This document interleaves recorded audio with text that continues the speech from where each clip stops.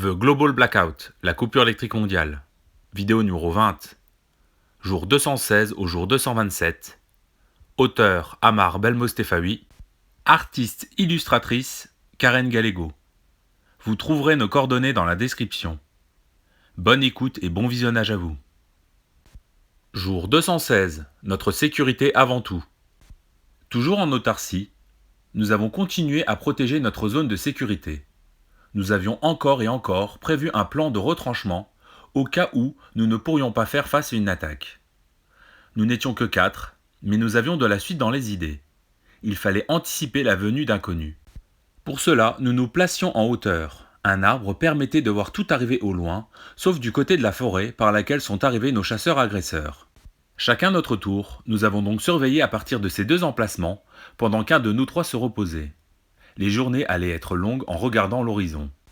Quelquefois, nous pouvions voir apparaître au loin de la fumée. Nous ne pensions pas à un feu de camp, mais plutôt à un incendie. Nous le comprendrons bien plus tard. Quand l'un de nous trois était suffisamment reposé, il aidait ma mère dans diverses tâches, ou tout simplement, il s'exerçait au tir à l'arc. Lors du premier blackout, c'est une chance que ma mère et mon petit frère n'ont pas eu besoin de se défendre face à une horde de personnes malveillantes.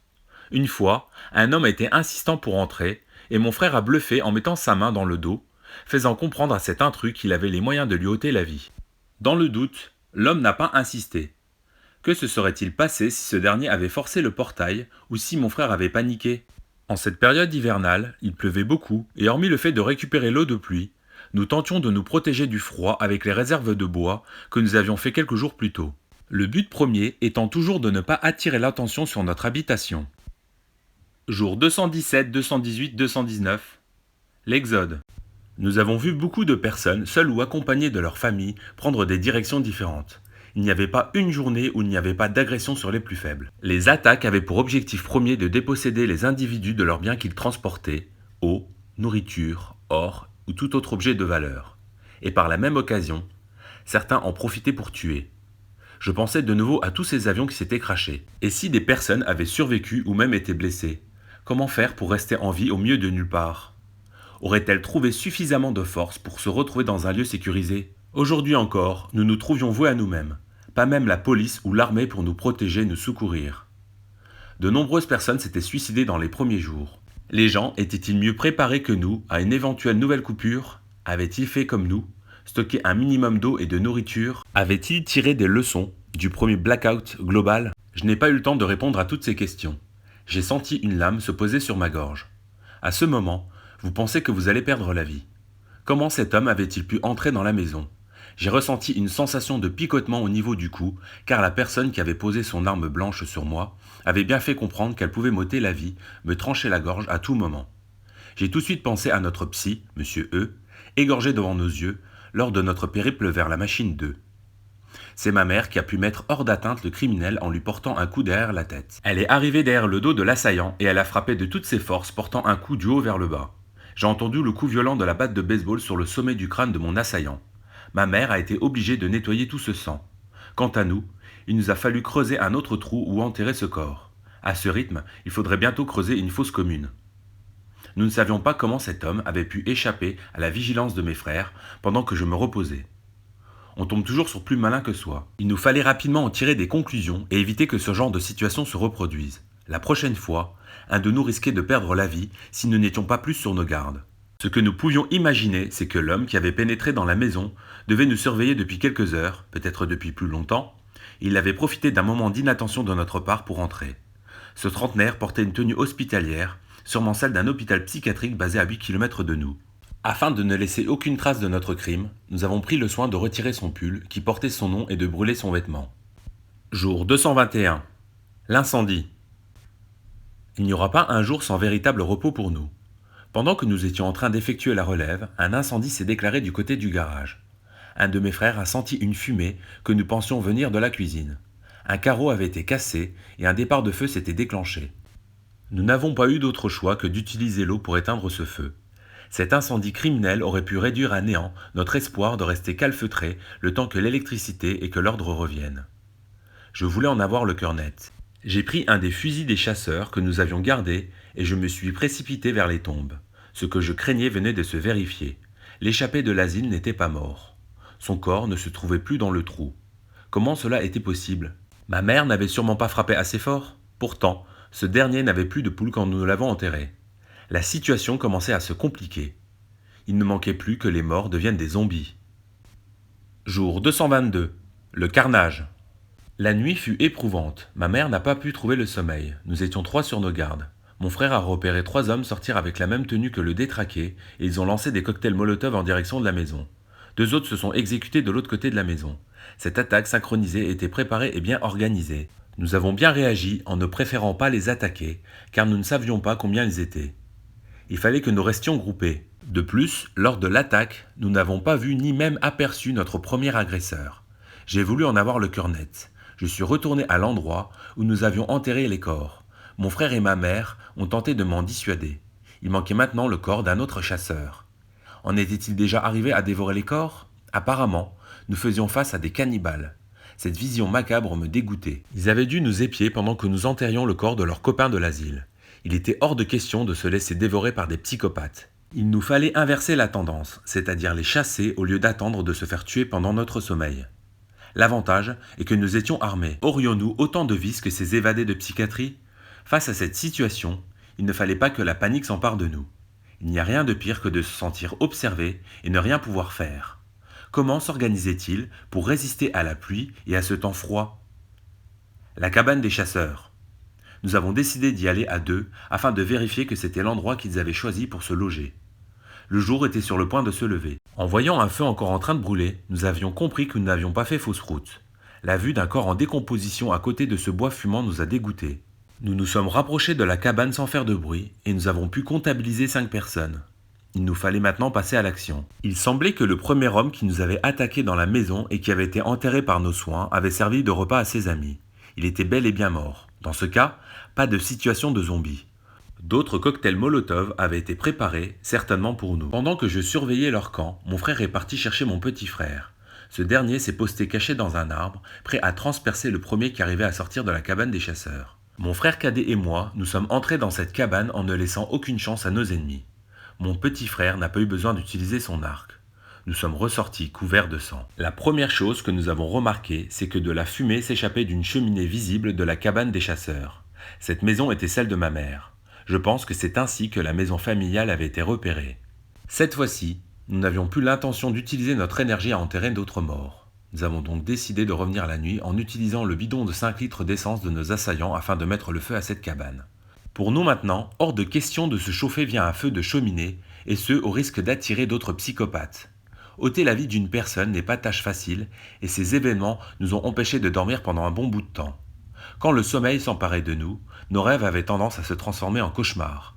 Mon frère cadet a même été alité pendant 2 jours. La folie nous guettait tous, il ne fallait pas sombrer du côté des criminels et de la violence gratuite. Jour 224. Questionnement sur nos actes. Interdiction pour nous de se chauffer avec du bois en pleine journée, au risque encore de se faire repérer soit par des chasseurs, des psychopathes ou encore d'autres profils bizarres. C'est à se demander si nous n'étions pas également en train de devenir des dingues, isolés dans notre campagne. Je n'ose imaginer les violences dans les villes. Il n'y a que le manque de nourriture qui peut rendre les personnes aussi violentes. Quand les besoins primaires ne sont plus assouvis, l'être humain est prêt à toutes les atrocités. Dévorer son semblable, les rats, les oiseaux, les animaux domestiques, boire tout ce qui ressemble à de l'eau.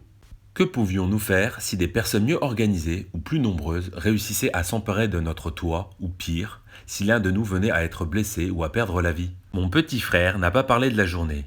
Il a passé son temps à tirer sur la cible que nous avions placée à côté du jardin. Sans relâche, il a enchaîné les flèches. Je crois qu'il se préparait au pire. Moi, j'ai préféré aller dormir, me reposer pour pouvoir veiller sur ma famille toute la nuit. En début de soirée, j'ai conversé avec ma mère. J'ai abordé ces événements cruels. Avions-nous d'autres solutions? Que cela soit les chasseurs ou les psychopathes, ils n'auraient fait qu'une bouchée de nous. Et si la machine agissait sur nos comportements pour nous pousser à passer à l'acte ou faire des choses effroyables? Jour 225. Encore du répit. Pas de danger en vue pour le moment. Le stress est un peu retombé. Pour continuer à communiquer entre nous, j'ai proposé à mes 2 frères de faire du tir à l'arc ensemble. C'est au premier qui visait avec exactitude un point rouge sur la cible. Ce qui n'est pas très rassurant, c'est qu'aucun de nous n'a réussi à toucher ce petit point dessiné sur la cible. En cette période hivernale, les poules pondent moins qu'à d'autres saisons. Nous avons retrouvé 2 poules mortes. Nous avons rapidement retiré les carcasses en espérant que ces 2 pondeuses n'avaient pas contaminé les autres poules. Nous avons nettoyé leur habitat. Fort heureusement, nous avons stocké des boîtes de thon, de sardines et de la viande. Il nous fallait juste espérer que le géant ainsi que l'explorateur disaient vrai. Il nous restait une dizaine de jours à tenir avant un possible retour à la normale. Jour 226. Voleur de poules. 4 poules en moins. Là, il y a un problème, mais lequel? Pas de vétérinaire à proximité et impossible pour nous de regarder sur internet. Afin d'arrêter ce fléau, nous avons pris la décision de tenter notre chance au centre-ville, en espérant trouver un vétérinaire encore en activité en ces temps difficiles. Nous avions en effet 2 choix, soit les laisser toutes mourir en attendant que l'électricité revienne, soit tenter de les sauver. Nous n'étions sûrs de rien, et si l'électricité ne revenait pas? Jusqu'à présent, ces poules pondeuses nous avaient permis de manger à notre faim. Grâce à leurs œufs, elles avaient été une grande source d'énergie et de protéines pour nous. Les perdre, c'est manquer d'une indépendance alimentaire non négligeable, et c'est donc risquer de mourir de faim à terme. Avec nos besoins en eau, les œufs étaient pour nous l'aliment indispensable pour survivre. Mon frère cadet et moi, nous avons embarqué 2 poules mortes dans un sac à dos et nous nous sommes dirigés à pied vers la ville, qui ne se situe qu'à quelques kilomètres de la maison familiale. De manière stratégique, nous n'avons pas pris nos vélos afin de circuler plus discrètement et ainsi éviter de se faire surprendre par des personnes mal intentionnées. Après moins d'1 heure de marche, nous sommes donc arrivés en ville et devant la porte d'un vétérinaire. La ville était de nouveau dévastée, les vitrines cassées, des voitures retournées, le mobilier en bois avait disparu, assurément afin de faire du feu. Nous avons toqué à la porte. Cette dernière s'est rapidement ouverte, comme si cet homme nous attendait. La chance allait-elle tourner à notre faveur? Eh bien non.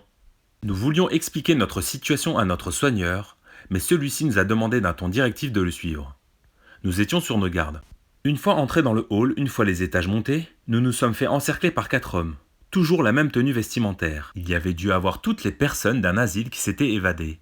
Un des assaillants menaçait d'égorger devant nos yeux ce qui semblait être la femme du vétérinaire. Nous étions pris dans un piège. Mon frère a lancé le sac à dos devant un des évadés. Celui-ci s'est précipité pour ouvrir le sac.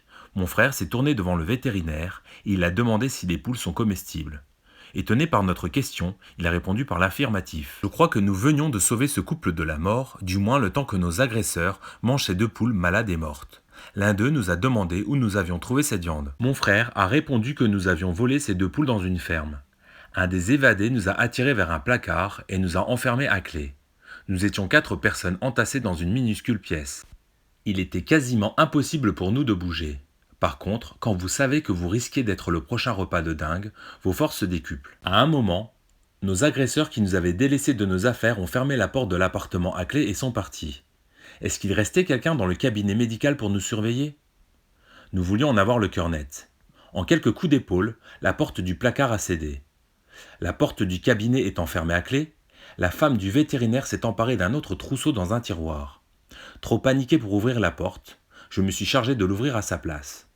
Nous avons dévalé les escaliers 4 par 4 et nous nous sommes évadés. Le couple s'est dirigé vers la gauche sans se retourner et nous avons pris vers la droite en direction du domicile familial.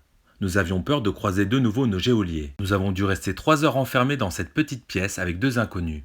Cette situation avait suffi à mon frère et moi pour ne pas vouloir rester plus longtemps en ville. Nous ne voulions même pas savoir quel effet néfaste avaient pu provoquer les poules malades dégustées par nos agresseurs. Nous étions venus pour sauver le restant de nos poules vivantes et nous repartions sans réponse à nos questions. Nous sommes donc rentrés à la maison bredouille mais en évitant le pire. En un laps de temps aussi court, il ne restait qu'une poule pondeuse vivante. Toutes les autres étaient mortes. Est-ce que c'était lié au stress, une maladie? Nous ne le saurons jamais. Nous 4 étions en bonne santé, ce qui était déjà bien. Fort heureusement, nous pouvions compter sur la viande que nous avions achetée avant la 2e coupure électrique. Je me demande si d'autres personnes avaient prévu une autre coupure électrique. Les anciens peut-être, ceux qui ont connu la guerre sûrement.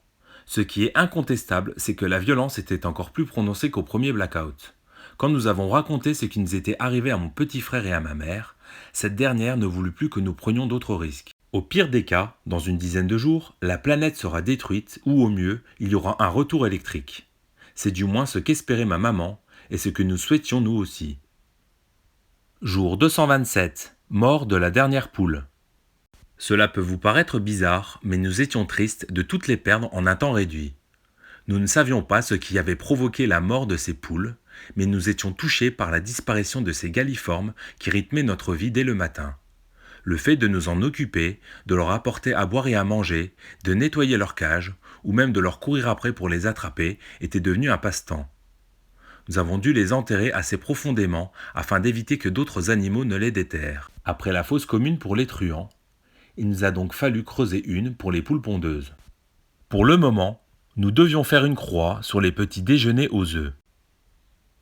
C'est la fin de cette vidéo numéro 20. Pour vous, l'énergie dégagée par la machine a-t-elle des répercussions sur le comportement des humains? Est-ce que ces répercussions auraient été moins importantes si les autres machines n'avaient pas été démantelées? Est-ce que ces fortes ondes dégagées par la machine numéro 1 ont des effets sur les animaux? Le prochain épisode ira du jour 228, Illusion, au jour 243, des adieux. Je profite de cette vidéo pour vous prévenir qu'après TGBO viendra un autre livre audio illustré, dénommé La guerre des vieux. En attendant, je vous remercie pour votre écoute, votre réflexion sur ce contenu. Je vous dis à bientôt.